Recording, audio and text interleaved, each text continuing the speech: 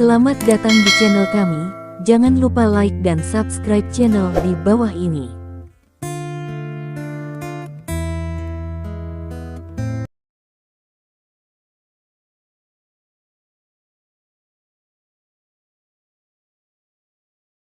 Bab 601, pikirkan sendiri. Penerima manfaat terbesar dari masuknya saya ke pasar gelap rakus seharusnya adalah kalian berdua. Tanpa saya, pasar gelap rakus akan ditempati dalam waktu kurang dari sebulan, dan Anda tidak punya pilihan lain tetapi untuk melarikan diri. Pilih, kata Stephen Lin dengan ringan. Jari telunjuk tangan kanannya mengetuk meja dengan ringan. Suaranya tidak keras, tetapi menimbulkan perasaan yang sangat tumpul. Selain itu, frekuensi Stephen Lin mengetuk meja dengan jari-jarinya sepertinya sama dengan detak jantung. Tampaknya berdetak bersamaan dengan itu. Detak jantung pada frekuensi yang sama ini memberi orang perasaan bahwa jantung telah keluar dari tubuh. Anda sepertinya mendengar suara detak jantung Anda sendiri dengan jelas. Kita perlu mendiskusikannya, kata Jin Sunmi setelah beberapa pertimbangan. Meski berdiskusi, tapi aku tidak punya banyak waktu, kata Stephen Lin ringan. Kim Sunmi mengangguk, berbalik dan pergi bersama Holmes. Melihat keduanya pergi, Stephen Lin tidak memiliki ekspresi lain di wajahnya. Menurutnya kedua orang ini pasti akan menyetujui permintaannya, karena mereka tidak punya pilihan kedua. Stephen Lin tidak merasa sedang berbicara dengan singa. Tempat ini disebut pasar gelap yang rakus. Di sini, keserakahan mendominasi segalanya. Dia bukan orang yang positif, jadi dia tidak akan puas hanya dengan mengambil bagian Howard. Dia punya ambisi, dia memiliki nafsu makan yang besar, jadi setelah dia makan bagian Howard, dia masih ingin menggigit Kim Sunmi dan Holmes, bahkan jika dia dibenci oleh keduanya karena ini, tidak masalah, karena di medan perang di luar wilayah, diri yang kuat bisa itu baik hati. Stephen Lin menutup matanya dan menyenandungkan sebuah lagu kecil. Howard di samping memandang Stephen Lin, dan kekaguman pada Stephen Lin di dalam hatinya tidak ada habisnya seperti semburan air. Dia pernah berpikir bahwa Stephen Lin telah memaksimalkan keuntungannya dengan mengambil bagiannya sendiri. Tanpa diduga, Stephen Lin masih menginginkannya untuk makan bagian dari dua lainnya. Ini bukan untuk mengatakan bahwa mereka tidak serakah, tetapi keserakahan adalah inti dari keserakahan di pasar gelap. Jika Anda tidak serakah, lalu siapa yang akan berbisnis? Banyak orang di sekitar sedang menonton Stephen Lin, seperti Jin Rui, seperti Ping Assassin. Tidak banyak kesempatan untuk mengamati tiran dari jarak sedekat itu. Selain itu, Jin Rui dan Ping Assassin sama-sama muda dan kuat, dengan kemungkinan tak terbatas di masa depan. Mengamati tiran lebih banyak sekarang dan mempelajari sesuatu dari tiran sangat penting untuk dilakukan. Perkembangan masa depan mereka dapat sangat membantu. Waktu berlalu sedikit demi sedikit, dan 5 menit berlalu dalam sekejap mata. Jin Sunmi dan Holmes kembali ke Stephen Lin. Tuan Tyrant, kita bisa menyerahkan bagian kita, kata Jin Sunmi. Bagus sekali. Stephen Lin berkata sambil tersenyum. Kamu telah membuat keputusan tentang sebuah nama. Petik 2. Setelah negosiasi antara kami berdua, kami setuju untuk saling menyerahkan 1,5% bagian, yaitu, kita berdua ambil 33,5% dari pasar gelap rakus, dan kamu mendapat 33%. Kata Jin Sunmi. 33%. Stephen Lin mengerutkan kening, wajahnya menjadi gelap, dan berkata, apakah Anda mengirim pengemis?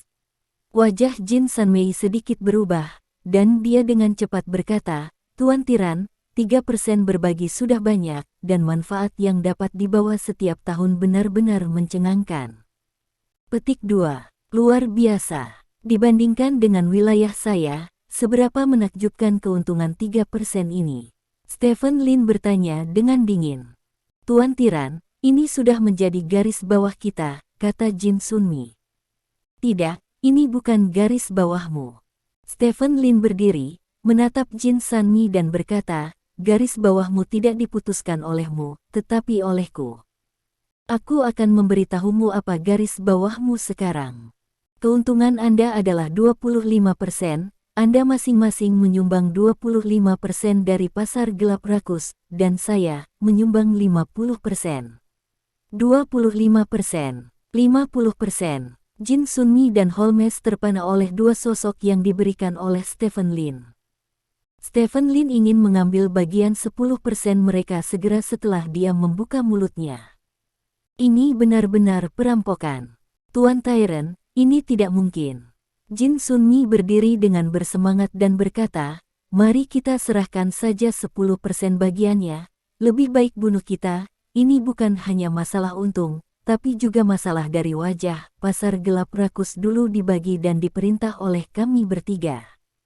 Meskipun ada celah dalam pembagian, perbedaannya tidak besar, jadi semua orang menyebut kami bertiga Tuan Tiga. Sekarang, jika kita memberi Anda 10% dari saham, Anda akan memonopoli 100% 50, tidak ada tiga pengendali utama di pasar gelap yang tamak, Anda adalah satu-satunya tiran yang tersisa, dan kami berdua hanya akan menjadi pengikut Anda, yang sama sekali tidak mungkin. Menjadi pengikut saya, apa bedanya? Apakah mungkin? Stephen Lin berkata dengan dingin, Anda tidak memenuhi syarat. Untuk menegosiasikan persyaratan dengan saya, yang harus Anda lakukan hanyalah menyetujui permintaan saya. Jika Anda tidak setuju, Anda akan mati. Petik 2. Tuan Anda sendiri ingin membunuh kami berdua. Saya khawatir Anda sedang bermimpi. Jin Sanmei bertanya dengan wajah gelap. Saat ini dia sudah merobek wajah dengan Stephen Lin karena ekstrim amarah. Kamu bisa mencobanya, kata Stephen Lin. Holmes berdiri berdampingan dengan Jin Sunmi, memandang Stephen Lin dan berkata, dikatakan bahwa Tuan Tiran, Anda adalah yang terkuat di Dewa Perang. Jika Anda harus mengambil paksa 10% bagian kami hari ini, maka aku hanya bisa menantangmu. Petik 2. Mengikuti kata-kata Holmes, bawahan dari dua orang di sekitar mereka juga menjadi waspada pada saat bersamaan. Di seluruh aula, lusinan orang mengepung Stephen Lin dan Howard, seolah perselisihan akan memicu perang. Howard berdiri di samping Stephen Lin dengan gugup. Dia benar-benar ingin mengatakan sesuatu, tetapi dia tidak tahu harus berkata apa.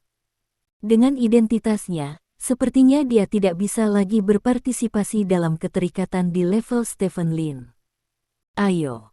Stephen Lin menyeringai, dan tiba-tiba mengangkat tangannya dan menamparkan meja di depannya. Ledakan. Terdengar ledakan keras, dan seluruh meja terkoyak. Stephen Lin melaju ke depan dan menuju ke arah Jin Sunmi dan Holmes. Secara alami, Jin Sunmi dan Holmes tidak akan duduk diam, mereka saling memandang dan bergegas menuju Stephen Lin pada saat yang bersamaan. Dalam sekejap mata, mereka bertiga sudah saling berhadapan. Jin Sunmi dan Holmes melancarkan serangan terhadap Stephen Lin pada saat yang sama, dan pada saat yang sama, Stephen Lin juga melancarkan serangan terhadap Holmes dan Kim Sunmi pada saat yang bersamaan. Kedua tangan Stephen Lin bergerak ke arah satu ke kiri dan satu ke kanan, sedangkan keempat kepalan tangan Jin Sunmi dan Holmes juga bergerak ke arah Stephen Lin pada saat yang bersamaan.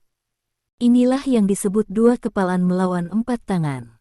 Ada pepatah lama yang mengatakan bahwa dua tinju tidak sebanding dengan empat tangan, yang berarti sekuat apapun tinju seseorang, tidak mungkin untuk bersaing dengan empat tangan pada saat yang bersamaan.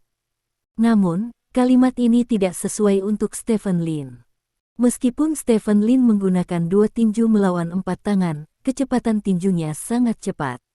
Setelah tinju Stephen Lin bertabrakan dengan tinju lawan, tangan lawan yang lain akan segera menyerang Stephen Lin, tetapi kecepatan Stephen Lin sangat cepat. Ketika tangan lawan yang lain menyerang, Stephen Lin dia sudah menarik tangannya, dan kemudian menyerang lawan.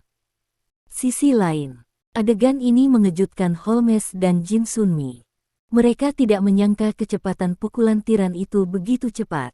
Meskipun keduanya membangkitkan sifat kekuatan dan kurang kecepatan, bahkan jika tiran itu membangkitkan sifat kecepatan, itu tidak akan jauh lebih cepat dari mereka, kan? Dua kepalan harus Mengenai 4 tangan, jadi menurut perhitungan, kecepatan pukulan tiran harus 2 kali lebih cepat dari mereka untuk melakukan ini. Tetapi apakah ini mungkin? Ini sama sekali tidak mungkin. Kedua, belah pihak bertarung ratusan kali, dan benturan tinju membuat seluruh aula bergema dengan suara buk, buk, buk, buk, buk, dan suara itu membuat gendang telinga banyak orang sangat tidak nyaman. Setelah bertarung ratusan kali, keduanya akhirnya menemukan alasan mengapa tiran itu bisa bertarung 2 lawan 1. Memang benar pukulan Tyran lebih cepat dari mereka, tapi tidak peduli seberapa cepat mereka, itu tidak akan 2 kali lebih cepat dari mereka. Alasan mengapa tiran dapat melawan mereka dengan 2 kepalan adalah karena kecepatan pukulan yang cepat, dan di sisi lain, itu juga karena kekuatan besar dari tinju tiran. Setelah tinju tiran bertabrakan dengan tinju mereka akan ditolak oleh tinju tiran. Setelah itu, jika mereka menyerang tiran lagi, jarak yang ditempuh oleh tinju akan lebih jauh, dan ini akan memberikan waktu persiapan yang cukup bagi tiran. Sederhananya, kekuatan tinju tiran telah membeli ruang yang cukup untuk ditinju oleh tiran, sehingga kedua tinju tiran dapat terus bertabrakan dengan keempat tangan keduanya. Penemuan seperti itu sangat mengejutkan Holmes dan Jin Sunmi. Tiran itu melampaui mereka tidak hanya dalam kecepatan, tetapi juga dalam kekuatan. Artinya, tiran mungkin merupakan kebangkitan dari sifat ganda. Selain itu, sifat ganda yang dia bangun melampaui rata-rata God of War. Artinya, seorang tiran bisa setara dengan 2 dewa perang umum. Pantas saja tiran itu berani bertarung 2 lawan 1, karena dia sendiri memiliki kekuatan bertarung 2 dewa perang. Selain itu, yang mengejutkan mereka berdua, saat pertempuran berlangsung, tiran itu tampaknya semakin bersemangat, dan kecepatan serta kekuatannya juga meningkat sedikit demi sedikit. Jika ini terus berlanjut, akan menjadi apa tiran itu pada akhirnya? Untuk pertama kalinya, Holmes dan Kim Sun Mi meragukan kerja sama mereka. Bisakah kerja sama mereka benar-benar mengalahkan tiran? Keraguan seperti itu membuat mereka berdua malu-malu. Mereka tidak ingin bertarung sampai mati dengan tiran, mereka hanya ingin memaksa tiran mundur dan pergi dengan 33% sahamnya di wilayah tiran. Tidak hanya ada banyak bawahan yang kuat, tetapi juga banyak bahaya alam untuk melindunginya. Sulit bagi siapapun untuk menyakiti tiran, dan mereka berdua tidak sebanyak anak buah tiran, juga tidak cukup kuat, maka mereka mungkin reenactment menghadapi pengepungan dewa perang lainnya. Saat itu, apakah mereka masih bisa mempertahankan pasar gelap yang rakus? Jawabannya jelas, berhenti, teriak Jin Sunmi bersemangat, dan kemudian menggunakan pukulan kuat untuk memaksa Stephen Lin pergi untuk sementara. Holmes juga mencoba yang terbaik untuk mendorong Stephen Lin menjauh, dan mundur beberapa langkah untuk menciptakan jarak. Apa? Berhenti berkelahi? Stephen Lin bertanya dengan cemberut. Aku bisa memberimu 5%, itulah intinya, kata Jin Sunmi. Aku juga bisa memberimu 5%. Holmes mengikutinya. 40%. Stephen Lin sedikit tersenyum dan berkata, kesepakatan. Petik 2. Bab 602. Hah. Baik Holmes maupun Jin Sunmi menghela napas panjang. Meskipun mereka secara paksa dibawa pergi dengan 5% bagian, pada akhirnya, mereka merasakan ketenangan pikiran. Bagian 5% ini telah ditukar dengan pria super kuat, yang sebenarnya bukan kehilangan darah bagi mereka. Dengan tambahan para tiran, status pasar gelap rakus di medan perang ekstrateritorial niscaya akan semakin tinggi di masa depan. Hal-hal utama telah dinegosiasikan, dan saya akan menyerahkan sisanya kepada Howard. Howard, orang-orang saya akan datang untuk membantu Anda besok, kata Stephen Lin kepada Howard. Oke, tidak masalah. Howard mengangguk. Dia tahu bahwa orang yang datang untuk membantunya sebenarnya ada di sini untuk mengawasinya, tapi itu tidak masalah. Dia telah menjadi laki-laki tiran sekarang. Selama tiran itu tidak ada di sini, dia akan tetap menjadi salah satu dari 3 tuan. Hidupnya tidak berubah secara substansial, dan bahkan, di belakangnya ada tiran ekstra sebagai pendukung. Ini terlihat seperti itu diterima. Howard, selamat, kata Kim Sun Mi. Itu benar, dengan bos sekuat Tuan Tyrant, tidak ada yang berani melakukan apapun padamu di medan perang asing. Kata Holmes juga. Howard tersenyum puas, semakin merasa bahwa dia telah melakukan hal yang sangat tepat. Aku pergi dulu. Stephen Lin berkata kepada semua orang, aku akan segera kembali ke tempatku, dan aku akan datang menemuimu ketika aku bebas. Lalu kita bisa duduk, minum, mengobrol, dan tidak jangan tegang seperti sebelumnya. Jin Sanmei tersenyum tak berdaya, jika tiran itu tidak menekan setiap langkah, mereka juga akan bersedia untuk minum dan mengobrol dengan tiran itu, tetapi siapapun yang membuat tiran itu berbalik melawan pelanggan segera saat dia datang, lalu menggigitnya dengan keras bagaimana dengan dagingnya. Di mata Jin Sanmi, tiran sebenarnya tidak jauh berbeda dengan bajingan tua dan orang lain sebelum dia. Satu-satunya perbedaan adalah bajingan tua ingin mencaplok pasar gelap yang rakus, sedangkan Stephen Lin ingin memanfaatkan pasar gelap yang rakus. Semuanya bukan burung yang baik, dan ini adalah karakteristik dari medan perang ekstrateritorial. Tidak ada orang baik mutlak di sini, dan tentu saja, juga tidak ada orang jahat mutlak. Titik awal setiap orang adalah keuntungan. Jin Sunmi, Holmes, dan Howard mengantar Stephen Lin ke pintu secara langsung, lalu melihat Stephen Lin pergi. Setelah Stephen Lin menghilang di depan mereka, mereka bertiga kembali ke aula. Berita akan dirilis besok, mengatakan bahwa tiran telah menjadi salah satu pengendali baru dari pasar gelap yang rakus, kata Jin Sanmi kepada lawannya. Ya, bawahan itu mengangguk. Tiran ini sebenarnya terbangun dengan sifat ganda. Tidak heran dia memiliki reputasi seperti itu di medan perang di luar wilayah. Sifat ganda terbangun, dan setiap sifat melampaui tingkat dewa perang biasa. Satu tiran setara dengan dua dewa yang kuat perang. Terlalu menakutkan, kata Holmes sambil mendesah. Memang benar untuk mengatakan itu, tapi staminanya pasti tidak cukup. Menggunakan kedua sifat itu pada saat yang sama menghabiskan lebih dari 2 kali stamina kita.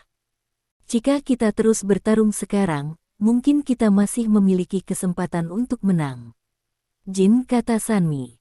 Bahkan jika kita menang, kita pasti akan terluka. Apalagi kita tidak punya cara untuk membunuh tiran. Oleh karena itu, pertempuran ini sudah ditakdirkan sejak awal. Kita akan kalah. Tidak ada cara untuk membunuh tiran.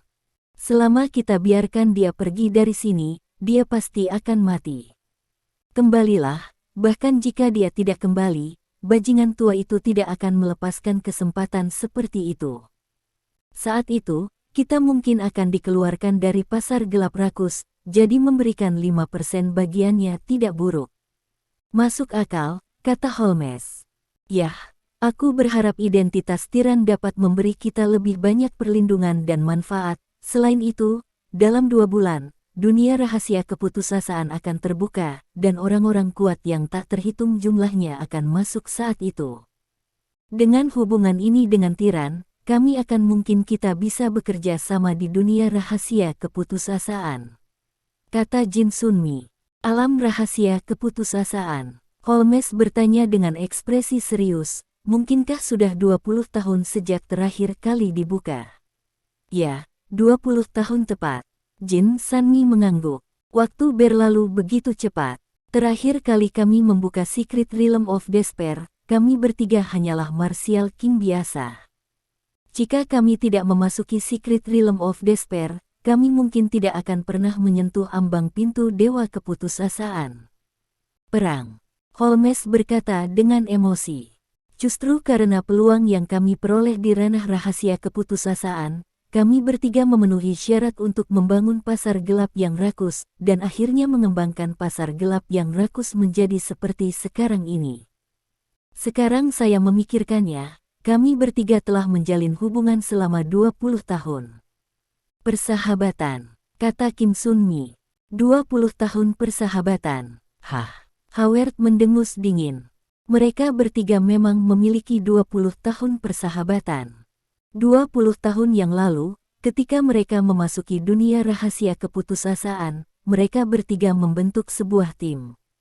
Dia memenangkan Invincible Battle A, dan Kim Sun-mi dan Sherlock Holmes juga mendapat kesempatan berbeda. Kekuatan mereka bertiga telah meningkat pesat, dan mereka telah menjadi keberadaan dewa perang. Pada akhirnya, mereka menciptakan pasar gelap yang rakus. Dia sebenarnya pernah berpikir bahwa hubungan mereka satu sama lain sangat kuat. Baru sore ini, setelah dia ditinggalkan dengan kejam, dia menyadari bahwa apa yang disebut perasaan kuat sebenarnya hanyalah ilusinya.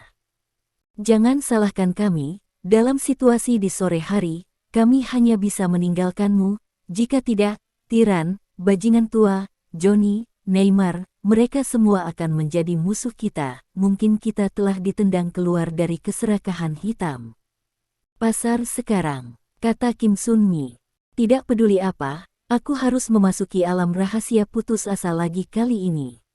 Aku harus menjadi dewa perang lagi. Howard berkata dengan gigi terkatup.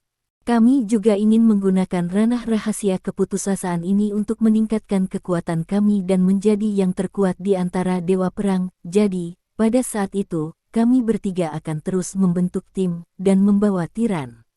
Kim, kata Sun-mi. Bawa bos Tiran. Sejujurnya, bos Tiran mungkin tidak mau membawamu. Howard berkata dengan ekspresi jijik.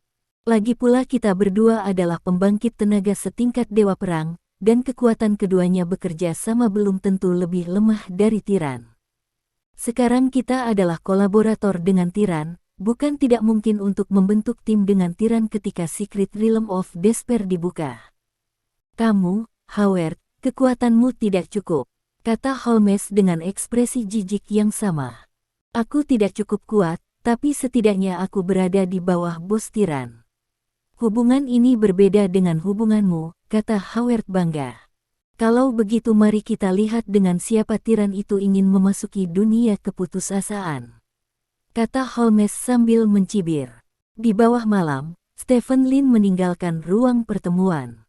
Saat ini, tidak ada seorang pun di jalan. Stephen Lin bergerak maju dengan cepat, melewati rumah dan jalan dalam sekejap mata, dan akhirnya sampai di sudut di mana tidak ada orang. Stephen Lin menemukan tempat duduk di dinding dan duduk, lalu menyalakan rokok untuk dirinya sendiri. Sebelum rokok habis, beberapa orang muncul di depan Stephen Lin.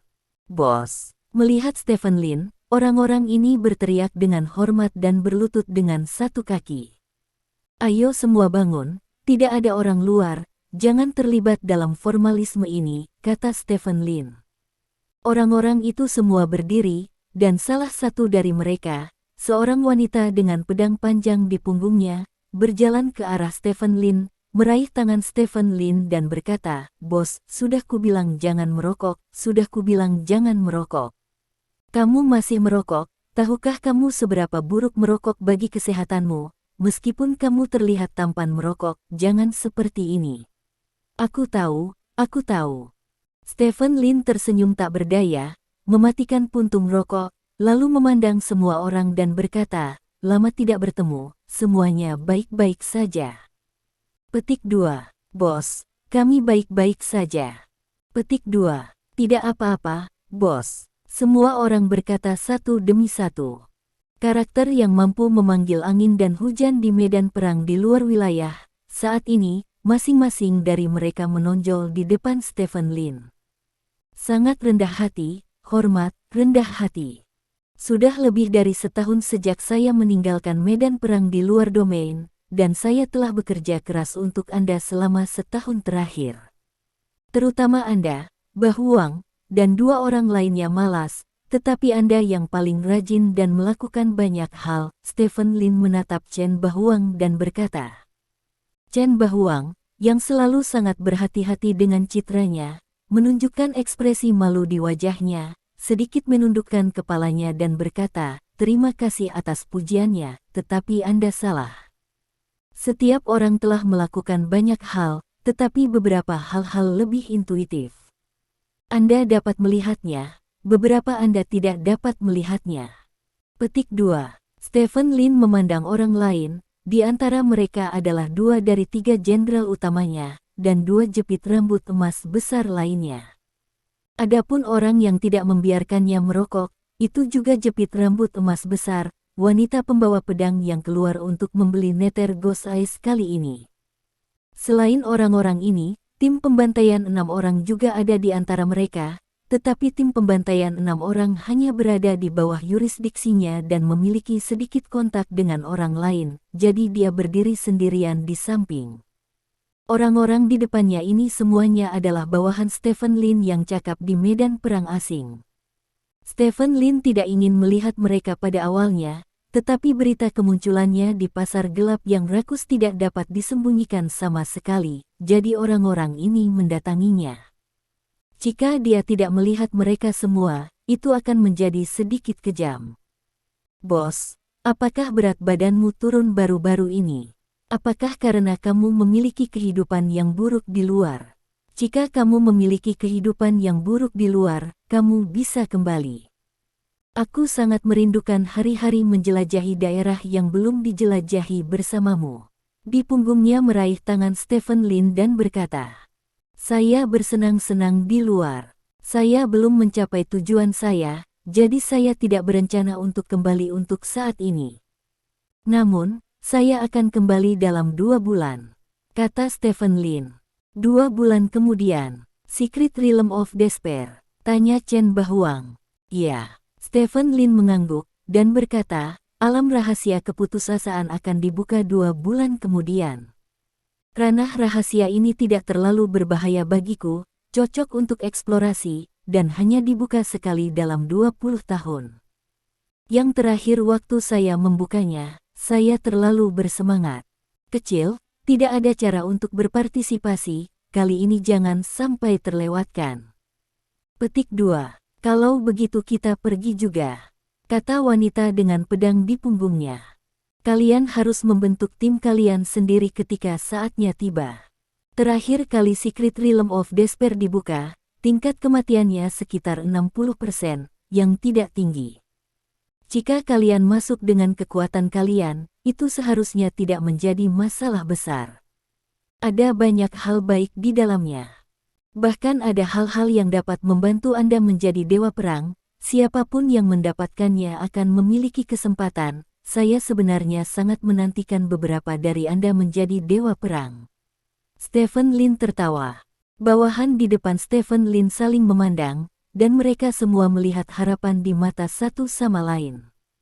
Bab 603. Di medan perang ekstrateritorial, hampir setiap pasukan wilayah dikendalikan oleh dewa perang. Kecuali untuk pasar gelap yang rakus, ini adalah tempat bagi orang lain untuk berdagang, jadi ada 3 pembangkit tenaga listrik level God of War. God of War berarti dia memiliki kualifikasi untuk menerobos medan perang di luar wilayah, dan kekuatan masing-masing God of War sangat menakutkan, bahkan jika itu hanya God of War biasa, tidak mudah untuk diprovokasi. Sekalipun sekuat tiran, ia jarang menginvasi wilayah dewa perang lainnya dalam beberapa tahun ini, karena dewa perang yang paling lemah pun membutuhkan banyak energi untuk membunuhnya, dan begitu dia tidak dapat membunuhnya, biarkan ini jika dewa perang lolos, dia akan menjelma sebagai pembunuh paling menakutkan, terus-menerus menyerang setiap bawahan Anda dan membunuh mereka. Saat itu, Anda mungkin menghadapi situasi di mana tidak ada orang yang tersedia, dan itu akan memalukan. Meskipun ada aturan tak terucapkan di medan perang ekstrateritorial bahwa dewa perang tidak secara acak menyerang orang di bawah dewa perang, jika Anda benar-benar mengusir dewa perang dari wilayahnya, maka dia tidak akan terus mematuhi aturan tak terucapkan tersebut. Oleh karena itu, dalam keadaan normal, dewa perang tidak akan pernah menginvasi wilayah lawan sampai dia benar-benar yakin untuk membunuh lawan, kecuali jika Anda seorang penjaga tunggal, seperti Solo, Master Jurus 3 Pedang. Dan tidak mungkin Lone Ranger asli terlibat dalam pertarungan wilayah, jadi situasi ini tentu saja tidak mungkin. Dan semua ini didasarkan pada premis bahwa hanya ada satu dewa perang di wilayah Anda. Jika Anda memiliki 2 dewa perang di wilayah Anda, hasilnya akan sangat berbeda. Dua dewa perang melawan satu dewa perang sudah cukup untuk memiliki keuntungan yang relatif besar, dan dengan keuntungan seperti itu, relatif mudah untuk membunuh dewa perang. Tetapi terlalu sulit untuk memiliki dua dewa perang di wilayah yang sama, karena dewa perang dapat memperluas wilayahnya sendiri, tidak perlu bergabung dengan keluarga lain. Jadi setelah bertahun-tahun, tidak ada dua dewa perang yang muncul di wilayah siapapun. Bahkan jika mereka melakukannya, dewa perang yang baru pada dasarnya akan menemukan wilayah itu sendiri untuk menduduki gunung dan menjadi raja. Namun, bawahan Stephen Lin tidak berpikir seperti itu. Mereka ingin menjadi dewa perang, tetapi masing-masing dari mereka sangat yakin bahwa bahkan setelah mereka menjadi dewa perang, mereka bersedia untuk terus menjadi bawahan tiran. Oleh karena itu, jika seseorang di Secret Realm of Despair benar-benar menemukan peluang yang cukup besar untuk menjadi dewa perang kali ini, maka tiran itu akan menjadi orang pertama di seluruh medan perang luar yang memiliki bawahan setingkat dewa perang, dan ini juga akan memberikan cukup tiran untuk keluar kekuatan untuk berkembang. Inilah mengapa Stephen Lin dan bawahannya menantikan pembukaan dunia rahasia keputusasaan. Jika kamu menjadi dewa perang, aku tidak akan menahanmu lagi. Kamu dapat menemukan wilayahmu sendiri, kata Stephen Lin. Bos, kami akan selalu menjadi bawahanmu, kata Chen Bahuang. Kami juga. Yang lain juga berkata satu demi satu. Tidak perlu melakukan ini. Stephen Lin menggelengkan kepalanya dan berkata, bagi yang lain, medan perang di luar wilayah adalah medan perang dan tempat kematian. Tetapi bagi dewa perang, ini adalah surga terbesar, tempat Dewa of War memiliki perlindungan yang cukup untuk dirinya sendiri. Kemampuan, dan bahkan dapat memasuki area yang belum dijelajahi untuk eksplorasi. Mereka bebas di sini dan dapat menikmati manfaat yang dibawa oleh medan perang ekstrateritorial. Oleh karena itu, jika beberapa dari Anda menjadi dewa perang, tidak perlu untuk terus memenjarakan diri di bawah tangan saya. Anda bisa menjelajah, menjarah, menyerang, melakukan apa saja, itu jauh lebih menarik daripada menjadi bawahan. Bos, kami semua ditemukan oleh Anda dari seluruh dunia dan kemudian dibawa di sini. Jika bukan karena Anda, kami mungkin sudah lama mati di luar, atau telah lama menjadi belatung paling bawah. Di dunia ini, Andalah yang memberi kami kehidupan baru, apapun masa depan tahan, kami akan menjadi bawahanmu, ini keabadian tidak berubah. Kalimat ini, kurasa aku bisa mewakili semua orang, kata Chen Bahuang dengan serius. Ya, bos, jika bukan karena kamu, aku mungkin seorang ibu San sekarang, bagaimana aku bisa menggertak orang di mana-mana seperti aku sekarang? Kata wanita dengan pedang itu juga. Bos, kami tidak akan pernah melupakan kebaikanmu kepada kami. Kapten tim beranggotakan 6 orang Tumi berkata dengan suara yang dalam. Melihat bawahannya di depannya, Stephen Lin cukup puas, dia sangat ingin menaklukkan semua jenis bakat dan membiarkan mereka menjadi penolongnya, tetapi dia tidak pernah berpikir untuk membuat orang-orang ini setia kepadanya selamanya. Karena hati manusia adalah hal yang paling tidak terduga di dunia ini. Jika beberapa dari orang-orang ini pergi setelah menjadi dewa perang, dia tidak akan merasa sedih, karena yang kuat memiliki hak untuk memilih hidup mereka sendiri. Jika mereka tidak mau pergi, maka dia akan sangat bahagia, sebagian karena mereka memilikinya.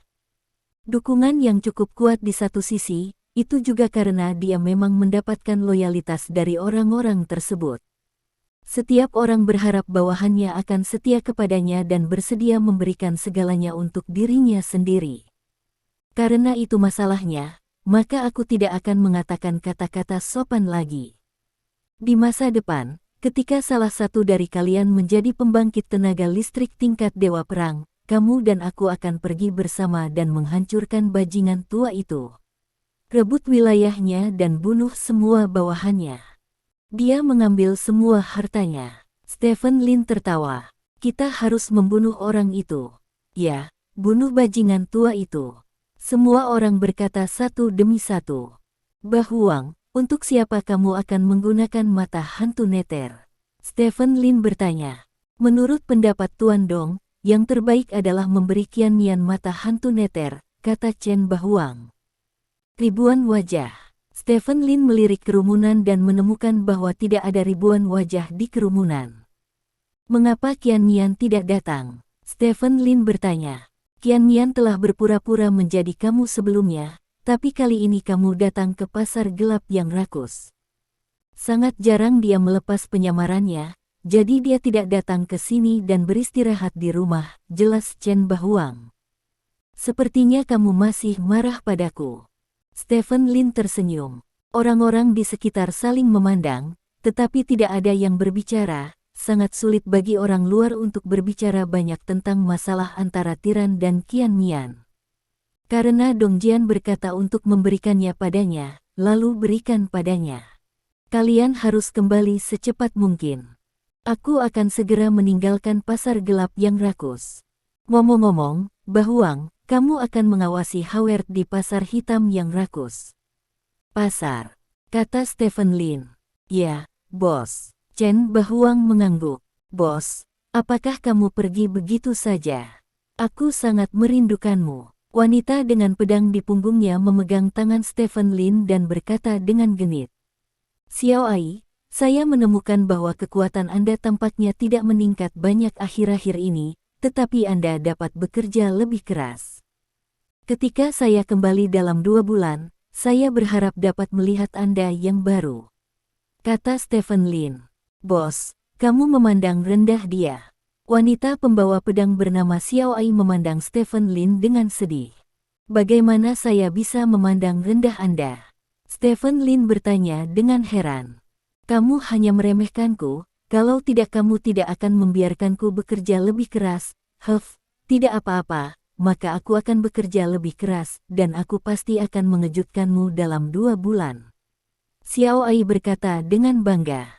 Oke, Stephen Lin mengangguk, lalu berkata, semuanya, saya tidak akan banyak bicara, sampai jumpa dan saya dalam 2 bulan. Selamat tinggal bos, semua orang berkata serempak. Stephen Lin tersenyum, berbalik dan pergi, dan menghilang di depan semua orang, dan orang-orang ini juga bubar setelah Stephen Lin pergi, dan menghilang di bawah malam dalam sekejap mata. Setelah Stephen Lin mengucapkan selamat tinggal kepada semua orang, dia tidak kembali ke penginapan, tetapi pergi ke tempat tersembunyi lainnya di pasar gelap yang rakus. Di sini, Stephen Lin bertemu dengan Wu Xingsu. Wu Xingsu hendak meninggalkan medan perang asing, tetapi ditangkap oleh Stephen Lin. Pada saat ini, Wu Xingsu terpaku pada sesuatu seperti salib berbentuk karakter besar. Tubuhnya penuh dengan luka, dan jari-jari salah satu tangannya hilang, kepalanya terkulai, dan nafasnya tersengal-sengal. Apakah kamu tidak mau mengatakannya? Stephen Lin berdiri di depan Wu Xingsu dan bertanya dengan bercanda. Kamu masih bisa berdiri di sini dan muncul dalam keadaan ini, yang membuktikan bahwa serangan itu pasti gagal. Wu Xingsu dengan enggan mengangkat kepalanya, menatap Stephen Lin dan berkata. Itu benar. Aku telah menangkap rekanmu, kata Stephen Lin. Ambil saja, toh aku tidak akan mengatakan apa-apa, kata Wu Xingsu. Kamu tangguh, tapi sayangnya, Gong Qiyu tidak. Stephen Lin berkata, Wu Xingsu ini telah disiksa oleh bawahannya dari kemarin hingga sekarang, tetapi mulutnya sangat ketat. Dia memberitahu Gong Qiyu sebelumnya bahwa Wu Xingsu mengatakan semuanya tidak, itu sebenarnya hanya menjebak Gong Qiyu. Gong Qiyu, wajah Wu Xingsu sedikit berubah. Benar, Gong Qiyu sudah mengatakan semuanya. Stephen Lin tertawa. Oh, kamu ingin menjebakku? Tidak mungkin, Wu Xingsu mencibir dan menggelengkan kepalanya. Aku menjebakmu, itu tidak ada. Gong Qiyu benar-benar mengatakan segalanya. Misalnya, bos langsung Li Yizhen berkolusi dengan organisasi buah. Misalnya, Li Yizhen menerima perintah dari Zhou Wutong. Dia menceritakan semuanya padaku. Stephen Lin berkata. Mendengar kata-kata Stephen Lin, wajah Wu Xingsu menjadi sangat jelek. Dia tidak menyangka Gong Qiyu benar-benar mengatakan semuanya. Namun, setelah berpikir sejenak, Wu Xingsu berkata dengan dingin, kamu bohong, Gong Qiyu tidak tahu dari siapa Direktur Li menerima perintah. Petik 2. Kalau begitu, apakah kamu tahu? Stephen Lin bertanya. Aku juga tidak tahu. Petik 2. Wu Xingsu berkata dengan bercanda, aku tidak akan mengatakan apa-apa, kamu harus mati, selama mulutku cukup kencang, kamu tidak akan bisa melakukan apapun padaku. Kapan waktunya datang, organisasi tidak dapat menemukan saya, jadi pasti akan mencari terobosan dari Anda. Anda tamat. Anda menculik petarung naga senior tanpa izin. Kejahatan ini cukup bagi mereka untuk mencabut gelar Raja Naga cadangan Anda. Anda tidak akan mendapatkan apa-apa pada akhirnya, hahaha, Saat Wu Xingsu tertawa, dia langsung berteriak. Belati dimasukkan langsung ke jantung Wu Xingsu.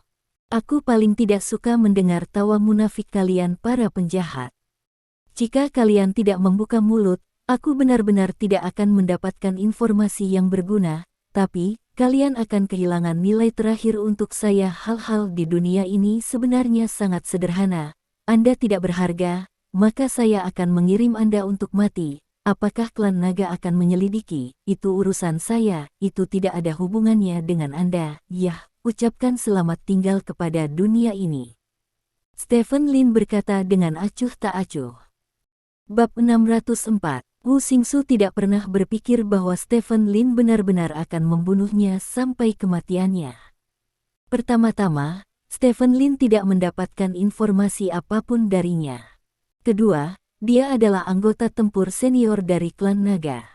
Mengingat dua fakta paling mendasar ini, dia berpikir bahwa Stephen Lin tidak memiliki nyali untuk membunuhnya, tetapi dia tidak menyangka bahwa pembunuh Stephen Lin akan menyerang begitu cepat dan kejam. Sebuah pisau diarahkan ke jantung dan ditusuk, jadi dia bahkan tidak berpikir untuk membiarkannya hidup. Vitalitas secara bertahap menghilang dari tubuh Wu Xingsu. Wu Xingsu membuka mulutnya. Pada saat ini, dia akhirnya menyesalinya. Dia akhirnya tahu bahwa yang dia hadapi adalah orang gila. Menghadapi orang gila, dia seharusnya tidak memperlakukannya dengan akal sehat. Sangat disayangkan bahwa dia tidak memiliki kesempatan untuk menyesalinya. Sebuah pisau masuk, dan jantungnya langsung ditusuk. Wu Xingsu, pembangkit tenaga listrik tingkat Raja Bela Diri, baru saja menerima kotak makan siang. Stephen Lin membuang pisaunya ke samping, lalu melirik bawahannya yang berdiri di sampingnya. Bakar tempat ini, jangan tinggalkan jejak, kata Stephen Lin. Ya, bawahan itu mengangguk. Setelah itu, Stephen Lin berbalik dan pergi. Sayang sekali dia tidak mendapatkan informasi apapun dari Wu Xingsu, karena Wu Xingsu tampaknya tahu lebih banyak daripada Gong Qiyu. Tetapi Stephen Lin tidak suka mendengar tawa Wu Xingsu yang menurutnya dia memiliki segalanya di bawah kendali. Jadi saya bunuh dia secara langsung, dan biarkan Wu Xingsu mati dengan apa yang disebut rahasia. Baginya, yang terpenting adalah merasa nyaman dalam segala hal. Adapun hal lain, pasti ada cara untuk mencapai gunung. Ada yang disebut rahasia yang bisa ditemukan dengan cara lain. Tidak perlu mendengarkan idiot Wu Xingsu yang berpura-pura ada di sana.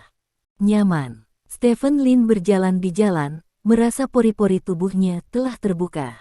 Perjalanan ke pasar gelap rakus ini, dia bisa dikatakan telah menghasilkan banyak uang.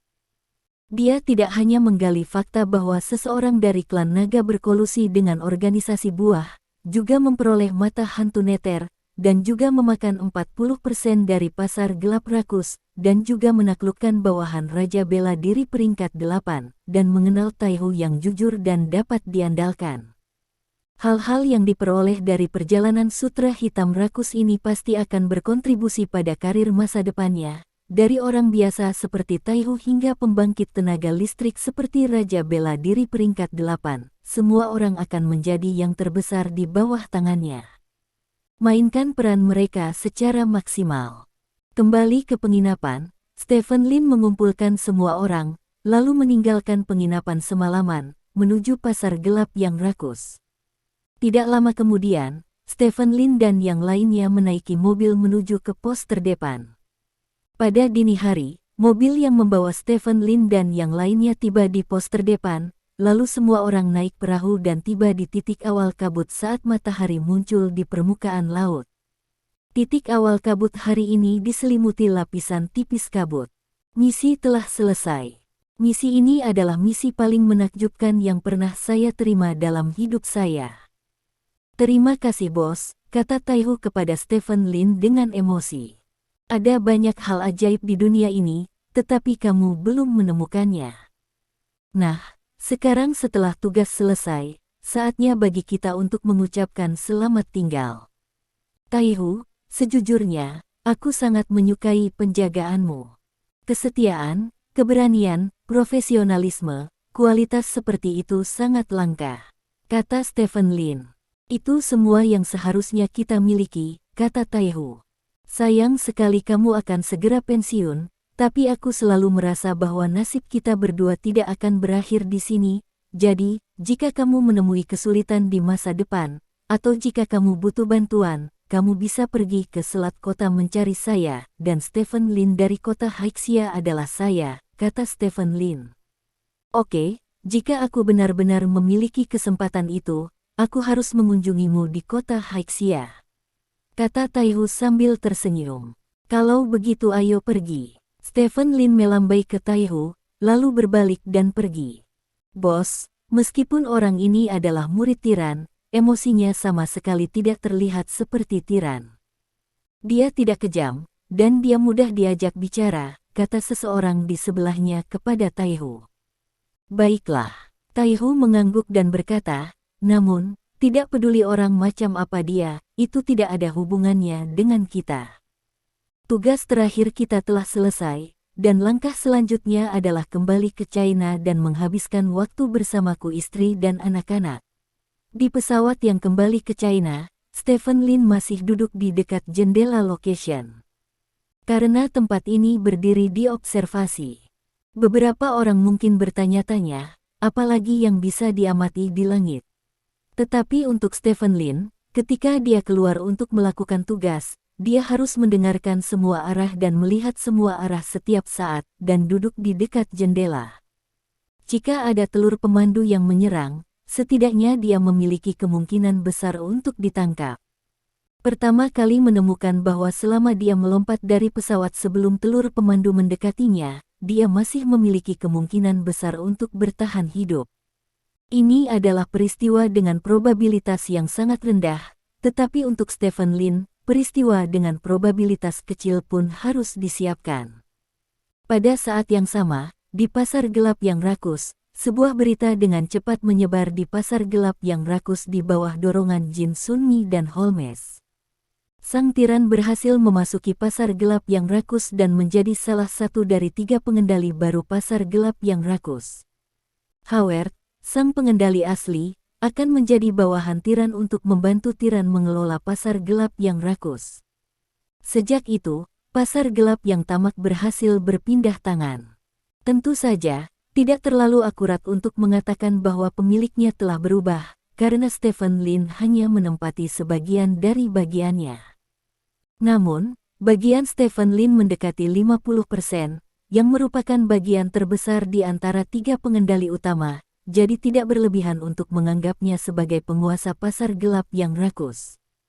Puas dengan mengikuti orang yang berbagi manfaat secara merata, jadi, mungkin setelah beberapa saat, pasar gelap yang rakus akan sepenuhnya menjadi milik Stephen Lin. Tidak ada yang tahu apa yang terjadi di medan perang di luar wilayah. Dan saat Stephen Lin memasuki pasar gelap yang tamak, bajingan tua dan yang lainnya sangat marah. Mereka dengan hati-hati menyiapkan rencana untuk merebut pasar gelap yang rakus, dan membuat banyak persiapan untuk rencana ini, tetapi ternyata murah bagi tiran.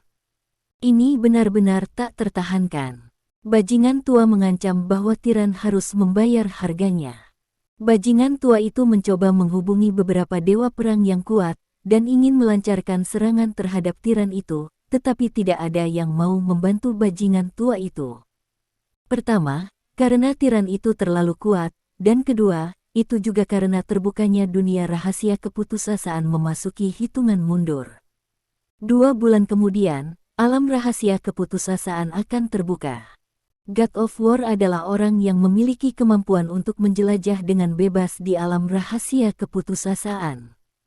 Jika Anda terluka parah dalam pertempuran dengan tiran sebelum alam rahasia terbuka, dan Anda tidak dapat memasuki alam rahasia, Anda akan kehilangan darah.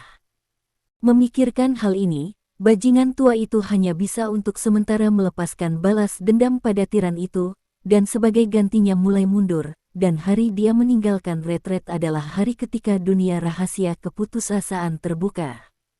Berita bahwa Secret Realm of Despair akan dibuka juga menyebar bersamaan dengan berita bahwa tiran telah memasuki pasar gelap yang rakus. Ranah rahasia medan perang ekstrateritorial ini, yang hanya dibuka sekali dalam 20 tahun dan memiliki lokasi geografis yang sangat bagus, telah menarik perhatian hampir semua orang. Di medan perang ekstrateritorial, ada banyak alam rahasia, tetapi kebanyakan berada di daerah yang belum dijelajahi. Jika ingin mencapai tempat di mana alam rahasia itu berada, Anda harus mati, apalagi memasukinya. Oleh karena itu, hanya sedikit orang yang bisa menjelajah alam rahasia ini, dan waktu pembukaannya sangat singkat. Belum tentu, tetapi alam rahasia putus asa ini berbeda. Waktu pembukaannya tetap, setiap 20 tahun sekali, dan lokasinya berada di tepi area ekstrateritorial yang belum dijelajahi medan perang secara geografis. Faktor risikonya sangat rendah oleh karena itu, alam rahasia putus asa dapat dikatakan bahwa hampir setiap orang di medan perang di luar wilayah sangat ingin pergi. Alam rahasia keputusasaan juga merupakan salah satu alam rahasia pertama yang ditemukan. Pada saat itu, alam rahasia dalam keadaan terbuka. Banyak orang menemukan tempat ini dan bergegas masuk. Orang-orang yang memasuki alam rahasia keputusasaan ini menjelajahi alam rahasia keputusasaan selama periode tersebut. Orang terus mati karena bahaya alam dan beberapa institusi yang ditinggalkan oleh orang tak dikenal. Tingkat kematian hingga 60% membuat takut orang-orang saat itu, sehingga ada yang namanya tempat rahasia keputusasaan. Namun, dengan pendalaman eksplorasi orang-orang di medan perang ekstrateritorial, orang-orang menemukan bahwa tingkat kematian 60% benar-benar cukup bersahabat. Tingkat kematian banyak alam rahasia telah mencapai lebih dari 70%, dan beberapa tingkat kematian di alam rahasia setinggi 90%. Oleh karena itu, nama Desperate Secret Realm agak keliru, namun karena orang sudah terbiasa menyebutnya, tidak diubah dan namanya diturunkan sejak saat itu. Berita bahwa Secret Realm of Despair akan dibuka dengan cepat menyebar keluar dari medan perang di luar wilayah dan menyebar ke seluruh dunia. 2 bulan kemudian, mode penggiling daging akan dihidupkan di medan perang ekstrateritorial. Stephen Lin berkata dengan emosi. Modus penggiling daging. Ketika Bai He mendengar ini, dia tertegun sejenak dan kemudian bertanya, mengapa? Terakhir kali alam rahasia keputusasaan dimulai, apakah Anda tahu berapa banyak orang yang tewas di medan perang luar? Tanya Stephen Lin. Aku tidak tahu. Lagi pula, itu terjadi 20 tahun yang lalu, kata Bai He. Lebih dari 15.000 orang, kata Stephen Lin. Apa? Bai He tertegun sejenak, dan bertanya, mengapa ada begitu banyak orang? Alam rahasia keputusasaan. Peluang. Saat itu, jalan menuju alam rahasia keputusasaan hampir penuh dengan pertempuran. Dan mayat, lebih dari 15.000 orang, setidaknya 10.000 orang tewas di jalan, dan ribuan orang tewas di alam rahasia keputusasaan setiap kali dunia rahasia keputusasaan dibuka. Jumlah orang yang berpartisipasi di dalamnya akan meningkat. Jumlah orang tahun ini pasti akan lebih banyak dari yang terakhir kali, karena banyak orang mendapat kesempatan terakhir kali, dan 3 yang paling banyak. Dibicarakan tentang 3 pengontrol pasar gelap yang tamak, jadi pasti akan ada lebih banyak orang yang berpartisipasi tahun ini, kata Stephen Lin. Maka akan ada lebih banyak orang mati, kata Bai He. Ya, Stephen Lin mengangguk, melihat ke medan perang ekstrateritorial yang telah berubah menjadi titik hitam kecil, dan berkata, setiap kali dunia rahasia dibuka, itu adalah pesta pembunuhan, dan itu juga merupakan drama kebangkitan. Seseorang mati di jalan, beberapa orang mati di alam rahasia, tapi ada juga beberapa orang yang melompat karena kebetulan dan menjadi master. Ini adalah daya tarik terbesar dari medan perang luar. Petik 2. Bab 605. Kapten, apakah Anda pernah memiliki kesempatan di medan perang ekstrateritorial? Bai He tiba-tiba menanyakan pertanyaan seperti itu kepada Stephen Lin. Stephen Lin terdiam sejenak dan kemudian berkata, "Ya." Petik 2. Oh. Setelah Bai He mengeluarkan suara "oh", dia tidak banyak bicara. Jika kamu ingin menjelajahi alam rahasia keputusasaan, kamu bisa masuk dari barat daya. Letak geografis di sana tidak terlalu bagus, jadi jumlah orang akan relatif lebih sedikit. Yang terbaik adalah menemukan beberapa orang lagi dengan kekuatan yang sama sepertimu. Jika Anda memasuki alam rahasia keputusasaan dengan cara ini, Anda akan aman, koefisiennya akan jauh lebih tinggi. Anda harus ingat bahwa hal yang paling berbahaya di alam rahasia keputusasaan bukanlah bahaya alam di dalamnya, atau jebakan ditinggalkan oleh seseorang, tetapi orang lain yang menjelajah ke dalam seperti Anda, kata Stephen Lin dengan serius. Aku juga tidak ingin pergi. Bai He menggelengkan kepalanya. Stephen Lin tersenyum dan berkata, seseorang harus memiliki keberanian untuk menghadapi hatinya sendiri. Petik 2. Wajah Bai He sedikit malu. Sejujurnya, dia benar-benar ingin pergi, tetapi dia sedikit malu untuk mengakuinya. Lagi pula, dia pria kuat yang dilatih oleh klan naga.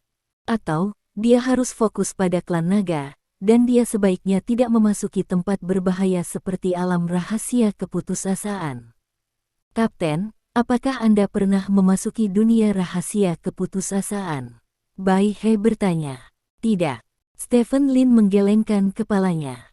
Lalu mengapa kamu begitu jelas tentang dunia rahasia keputusasaan? Bai He bertanya dengan curiga. Saya punya teman yang telah masuk, dan mereka memberitahu saya ini, kata Stephen Lin. Oh, Bai He mengangguk dan tidak mengatakan apa-apa lagi. Nasib, apakah ada alam rahasia yang lebih berbahaya daripada alam rahasia keputusasaan? Ma Hou tiba-tiba bertanya. Ya. Stephen Lin mengangguk dan berkata, alam rahasia di daerah yang belum dijelajahi lebih berbahaya daripada alam rahasia keputusasaan. Petik 2. Tempat mana yang pernah kamu kunjungi? Ma Hou bertanya. Aku pernah, kata Stephen Lin. Mata Ma Hou berbinar, dan ketika dia hendak menanyakan sesuatu, Stephen Lin berkata, tapi kamu tidak perlu tahu apa-apa dariku. Setiap ranah rahasia di area medan perang ekstrateritorial yang belum dijelajahi adalah rahasia besar. Aku bisa jangan katakan apapun yang tidak ada hubungannya dengan mereka hal-hal terkait. Petik 2. Sayang sekali. Ma Hou mendesah menyesal. Jangan tanya orang lain tentang ini di masa depan. Beberapa alam rahasia di area yang belum dijelajahi adalah wilayah yang sepenuhnya pribadi. Mereka ditemukan oleh beberapa orang dan telah ditempati olehnya. Mereka dapat dijelajahi tanpa batas waktu sampai mereka mati di dalamnya. Jika Anda bertanya, orang lain akan berpikir bahwa Anda memiliki rencana untuk dunia rahasianya. Itu tidak baik untuk Anda. Kata Stephen Lin. Bisakah dunia rahasia menjadi domain pribadi? Sungguh menakjubkan. Ma Hou bertanya dengan heran. Tentu saja. Beberapa alam rahasia hanyalah gua kecil yang tidak mencolok. Hanya Anda yang tahu di mana letaknya di seluruh dunia. Bukankah itu wilayah pribadi Anda? Bagaimana Anda mendapatkan begitu banyak orang kuat di medan perang ekstrateritorial? Banyak orang memilikinya sendiri kebetulan. Seseorang memiliki domain pribadi, dan risikonya sangat rendah, dapat dieksplorasi berkali-kali baginya, seperti harta karun, kata Stephen Lin. Itu benar-benar keberuntungan, Ma Hou berkata dengan emosi. Stephen Lin tersenyum dan tidak berkata apa-apa lagi. Pesawat terbang ke selatan sepanjang jalan, dan akhirnya mendarat di bandara di Longguo. Stephen Lin tidak turun dari pesawat, tetapi tetap di pesawat, sementara Bai He dan Ma Hou turun dari pesawat bersama Gong Qiu dan Jin Yuanhuan dari organisasi Guo Guo. Mereka ingin kembali ke klan naga untuk melaporkan kematian Li Yizhen. Bekerja sama dengan organisasi Guo Guo. Dan hal-hal ini tidak ada hubungannya dengan Stephen Lin. Tugas Stephen Lin adalah menemukan Mu Tianqi dan lainnya. Jadi, setelah Bai He dan yang lainnya turun dari pesawat, Stephen Lin segera membiarkan pesawat terbang ke kota Beiji. Dalam perjalanan, Stephen Lin tiba-tiba menerima telepon dari Dong Jian. Patriark baru saja menerima kabar bahwa Li Zenggang, orang nomor 1 dari 8 Raja Kong di bawah Lin Mo di kota Beiji, menderita stroke mendadak dan menjadi lumpuh sekarang, kata Dong Jian. Li Zenggang lumpuh. Stephen Lin bertanya dengan heran. Ya. Sekarang anggota lain dari 8 Raja Kong Lin Mo telah pergi berkunjung. Li Zenggang adalah orang paling bergengsi di bawah Lin Mo dan orang yang paling mungkin menjadi bos baru. Namun, karena mereka tidak pernah menangkapnya, pembunuh yang membunuh Lin Mo, jadi Li Zenggang tidak pernah menjadi bos baru. Dari semua tanda ini, Li Zenggang harus setia kepada Lin Mo. Sebaliknya, dengan gengsinya, jika dia memaksakan diri untuk menjadi bos baru, tidak ada yang bisa menghentikannya. King Kong lainnya, kata Dong Jian. Jadi, bagaimana situasinya sekarang? Stephen Lin bertanya. Situasinya masih belum jelas.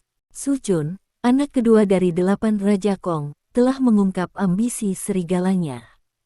Dia sangat aktif sebelumnya. Saat ini, banyak orang di 8 Raja Kong telah menjadi bawahannya. Sebelum itu, karena Li Zenggang telah menindasnya itu sebabnya Su Chun masih tertahan. Sekarang Li Zenggang lumpuh, diperkirakan Su Chun akan bergerak dalam waktu singkat. Saat ini, Su Chun hanya memiliki satu lawan, dan itu adalah Ruyan Liu, yang berada di peringkat ketiga, jadi pihak kita diharapkan Su Chun akan menyerang Liu Ruyan. Begitu Liu Ruyan terbunuh, seluruh sungai dan danau dari 3 provinsi timur harus diambil ke tangan Su Chun. Kata Dong Jian. Aku mengerti. Aku sedang di pesawat ke kota Beiji sekarang, kata Stephen Lin. Oke, ngomong-ngomong, begitu Su Chun bergerak, mungkin Lin Haitang juga akan bergerak. Keluarga Lin di kota Sengqi terluka parah saat mereka melenyapkan 3 aliansi Central Plains terakhir kali. Setelah periode ini kultivasi, mereka seharusnya pulih. Itu juga mampu menyerang keluarga Lin lainnya. Kata Dong Jian. Ya, saya tahu. Setelah Stephen Lin selesai berbicara, dia menutup telepon. Awalnya, dalam pandangan Stephen Lin, urusan kota Beiji harus berakhir beberapa bulan sebelumnya, tetapi dia tidak menyangka hal itu akan berlarut-larut dari musim dingin ke musim panas. Stephen Lin sedikit bingung. Niat awal Lin Mo adalah menggunakan kematian pura-pura untuk memancing para pengkhianat di bawah komandonya, tetapi sekarang setelah ambisi serigala Su Chun diketahui, dia tidak ingin membunuh Su Chun. Dia menunggu sampai sekarang, dan Li kebetulan dia terkena stroke dan lumpuh, jadi dia tidak bisa memahaminya sama sekali. Saat pesawat terbang ke utara, Stephen Lin menutup matanya dan berpikir keras. Pada saat ini, ponsel Stephen Lin tiba-tiba berdering. Stephen Lin mengangkat telepon dan melihatnya, hanya untuk menemukan bahwa itu adalah gambar yang dikirim oleh Gu Feiyan. Gambar menunjukkan bunga Kamboja yang indah. Apakah terlihat bagus? Bunga kecil ini tumbuh di ambang jendela rumahku. Tiba-tiba aku melihatnya hari ini, dan aku merasa lebih baik sepanjang hari. Kata Gu Feiyan. Tidak apa-apa. Stephen Lin hanya menjawab. Begitu berita itu berlalu, berita Gu Feiyan segera datang. Kupikir kamu mengabaikanku lagi. Aku mengirimimu pesan selama beberapa hari tanpa membalasku. Keluhan Gu Feiyan mengirim ekspresi sedih. Saya sedang berada di luar negeri saat itu, Stephen Lin menjelaskan. Sungguh, apakah kamu kembali ke Tiongkok? Gu Feiyan bertanya. Kembalilah, kata Stephen Lin. Lalu kapan kamu akan kembali? Aku akan mentraktirmu makan malam, kata Gu Feiyan. Belum tentu, mari kita bicarakan nanti, kata Stephen Lin. Baiklah kalau begitu, kamu bisa melakukan pekerjaanmu, aku akan bekerja, sampai jumpa, kata Gu Feiyan. Gelombang Stephen Lin mengirim ekspresi melambai dan pergi. Kali ini, Gu Feiyan tidak peduli, Stephen Lin hanya ingin meletakkan teleponnya, tetapi Song Shiking tiba-tiba mengirim beberapa foto. Dalam gambar tersebut adalah foto bersama dirinya dan Yao Jing, dengan latar belakang langit biru, awan putih, dan air biru kehijauan. Melihat lingkungan seperti itu, Stephen Lin tahu bahwa mereka seharusnya pergi ke daerah Tibet. Jing dan aku berada di daerah Tibet sekarang. Langit di sini sangat biru, udaranya sangat bagus, orang-orangnya sangat antusias. Suasana hati Jing sedang baik, dan suasana hatiku juga sedang baik. Song Shiking mengirim pesan. Stephen Lin melihat ke depan lagi, dan ada foto yang dikirim oleh Song Shiking selama beberapa hari. Semuanya adalah pemandangan di jalan antara dia dan Yao Jing. Stephen Lin berada di medan perang di luar wilayah sebelumnya, dan sinyalnya terputus-putus, jadi WeChat tidak pernah dibuka sama sekali.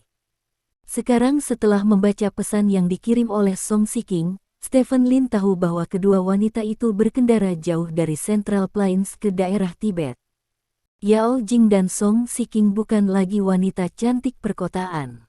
Mereka mengenakan jaket bulu, kacamata hitam, dan topi hangat tapi tidak modis di kepala mereka. Mereka mengenakan celana Stormtrooper dan sepatu hiking.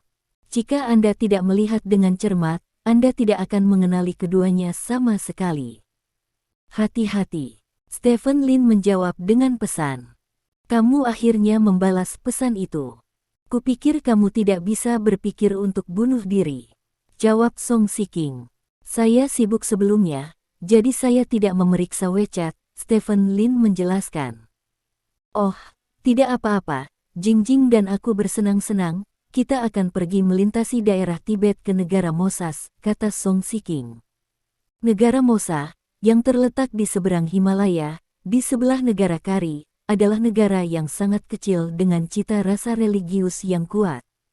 Negara Mosas adalah negara agama, mengapa pergi ke sana jika kamu tidak melakukan apa-apa? Tanya Stephen Lin. Saya mendengar bahwa ada sungai bernama Sungai Songzi di negara Mosa. Jika Anda meminum air dari sungai ini dan memandikan tubuh Anda dengan air dari sungai ini, kemungkinan besar Anda akan memiliki seorang anak, kata Song Shiking. Melihat kata-kata Song Shiking, Stephen Lin terdiam lama, lalu menjawab, aku percaya. Sebenarnya, Jing tidak pernah menyerah, kata Song Shiking. Negara Mosas adalah negara yang religius, dan orang-orang di negara itu lembut. Selama Anda tidak melanggar pantangan mereka, Anda akan baik-baik saja. Jika Anda menemui masalah, tolong hubungi saya segera, kata Stephen Lin. Ya, jangan khawatir, kita semua sudah membuat strategi, dan kita semua tahu apa yang bisa dan tidak bisa dilakukan, kata Song Shiking. Tidak apa-apa, kata Stephen Lin, menutup kotak obrolan. Beberapa jam kemudian, pesawat mendarat di Bandara Beiji. Stephen Lin yang bungkuk turun dari pesawat. Datang ke kota Beiji lagi, Stephen Lin cukup emosional. Dia tidak langsung pergi ke Linmo, tetapi naik taksi dan pergi ke pusat kota. Setengah jam kemudian, mobil sampai di tempat tujuan dan berhenti. Stephen Lin keluar dari mobil dan melihat ke atas. Di depannya ada sebuah restoran barat yang penuh dengan sentimen borjuis kecil. Nama restoran barat itu adalah Sismel Wang Yutian. Saya baru-baru ini memilah pikiran saya dan menulis dengan lambat, jadi saya tidak akan menambahkan lebih banyak, dan saya akan membicarakannya nanti gelombang. Terima kasih. Sampai jumpa di bab selanjutnya.